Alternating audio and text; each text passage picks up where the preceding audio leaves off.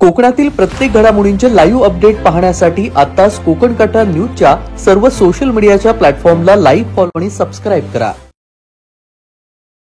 अजित पवार यांची एक मुंबईमध्ये मीटिंग पार पडली. काय वाटतं एकंदरीत आपल्याला ते तो त्यांचा वैयक्तिक प्रश्न आहे. राष्ट्रवादी काँग्रेस पक्षाचा हा वैयक्तिक प्रश्न आहे. त्यांनी एकत्र यावं की न यावं हा त्यांचा वैयक्तिक प्रश्न आहे. त्याच्यावरती आम्ही काय बोलू शकत नाही.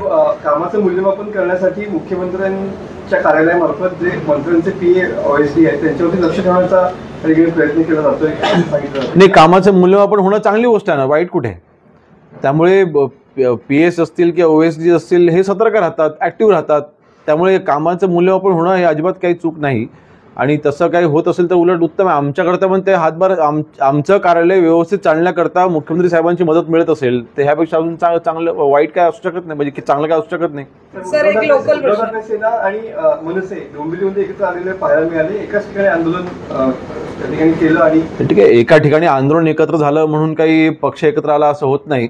त्यामुळे मला वाटतं दीपेश म्हात्रे त्या ठिकाणी होते. आता त्यांनी मागच्या 1.5 वर्षामध्ये आणि 3 पक्ष बदललेले आहेत. त्यामुळे अशावरती मी काही टिप्पणी करणं चुकीचं आहे. लोकल प्रश्न, वैभव खेडेकर शिंदे शिवसेनेत येत आहेत आणि त्याबाबत तयारी झाली? नाही, आता हे वैभव खेडेकरांनाच माहिती. त्याचं मला काही कल्पना नाही. वैभव खेडेकरांचा निर्णय हा वैभव खेडेकर घेतील. त्यांनी कुठल्या पक्षामध्ये राहावं न राहावं हा त्यांचा वैयक्तिक निर्णय आहे. त्यामुळे मला वाटतं त्या दिवशी माननीय रामदासभाईंनी जे काही स्टेजवरनं जी काही प्रतिक्रिया तिकडे दिली होती, जे काही त्यांचं जिथे वक्तव्य होतं ते उदय सामंत साहेबांच्या वक्तव्याला जोडून होतं. त्यामुळे त्याचा वेगळा अर्थ काढणं हे चुकीचं होईल. परंतु त्यांनी कुठल्या पक्षामध्ये यावं किंवा जावं हा त्यांचा वैयक्तिक निर्णय आहे. स्वागत आहे का? आले तर स्वागत आहे, नक्की स्वागत आहे.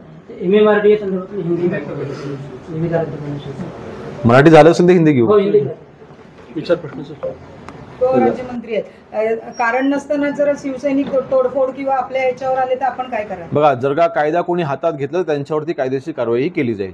सर, शंकरराव ते रेड्याची शिंग या मुद्द्याखाली आज सामनामध्ये लेख आलेला आहे संजय राऊतांचा. तर त्यांनी म्हटलेलं आहे की ज्या कामाक्षी मंदिरामध्ये ज्या रेड्यांची 18 शिंग त्यांनी हे केली ती घेऊन हे सगळे लोक परत दिलेले होते असं त्यांनी म्हटलेलं. कसं आहे, संजय राऊत साहेब ज्या दिवशी संजय राऊत साहेबांनी अग्रलेख लिहायला सामनामध्ये सुरुवात केली आहे त्या दिवसापासून मला वाटतं बहुतांश शिवसैनिकांनी आणि महाराष्ट्र नागरिकांनी सामना वाचायला सोडून दिलेला आहे.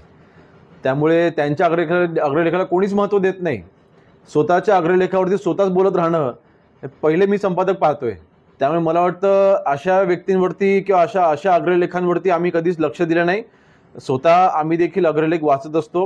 अग्रलेखांमधनं संपादकांचे फक्त विचार नाही तर महाराष्ट्राला एक विचार मिळाला पाहिजे असा अग्रलेखाचा एक तिथे गाभा असतो. आणि मला वाटतं तो गाभा आता सामन्याने पूर्णपणे गमावलेला आहे. काल पुण्यामध्ये एक ऍक्सिडेंट झालेला आहे आणि त्याच्यामध्ये MPSCची 12 विद्यार्थी जे आहेत ते जखमी झालेत आणि ते आज परीक्षेला मुकलेले आहेत. तर या संदर्भात काय नाही, घटना नक्कीच दुर्दैवी आहे. MPSCची तयारी करत असताना अगदी परीक्षेच्या आदल्या दिवशीच त्यांच्यावरती हा घात होणं नक्कीच दुर्दैवी आहे. माननीय एकनाथ शिंदे साहेबांनी देखील त्यांना मदतीचा हात हा पुढे केलेला आहे. परंतु मला वाटतं महाराष्ट्र राज्याचे आमचे मुख्यमंत्री देवेंद्र फडणवीस साहेब त्या विद्यार्थ्यांच्या बाबतीमध्ये योग्य तो निर्णय घेतील. त्याच्यामध्ये अनेक तांत्रिक गोष्टी देखील आम्हाला पाहाव्या लागतील. की फक्त 12 विद्यार्थ्यांचा भविष्याचा प्रश्न आहे. परंतु नक्कीच माननीय मुख्यमंत्री महोदय या बाबतीमध्ये योग्य तो निर्णय घेतील.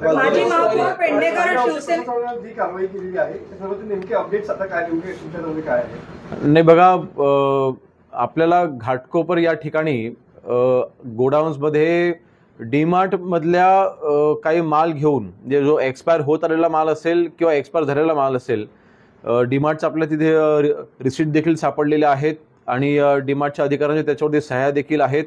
आणि डीमार्टच्या काही 2 आउटलेटमधनं हा माल घेऊन एका ठिकाणी एक्सपायर माल एकत्र करायचा, तो परत रिपॅक करून त्याला व्यवस्थित दाखवून असा पुन्हा तो मार्केटमध्ये आणायचा, असं एक तिथे भ्रष्टाचार आपण उघड केला आहे. आता डीमार्टचं नक्की ह्याच्यामध्ये कुठपर्यंत हात आहे ह्याचा आपण कायदेशीररित्या आपण सगळं तपासून पाहतोय.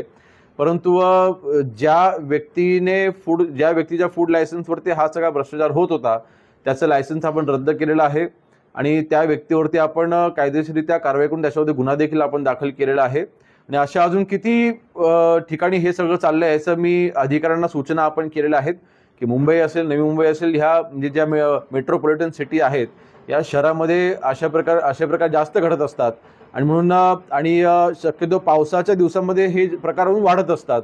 म्हणून अशा वेळेला सतर्क राहण्याच्या सूचना संबंधित अधिकाऱ्यांना मी केलेल्या आहेत आणि जे कोण दोषी आढळतील त्यांच्यावरती कडक कारवाई करण्याचे निर्देश आम्ही दिलेले आहेत. महापौर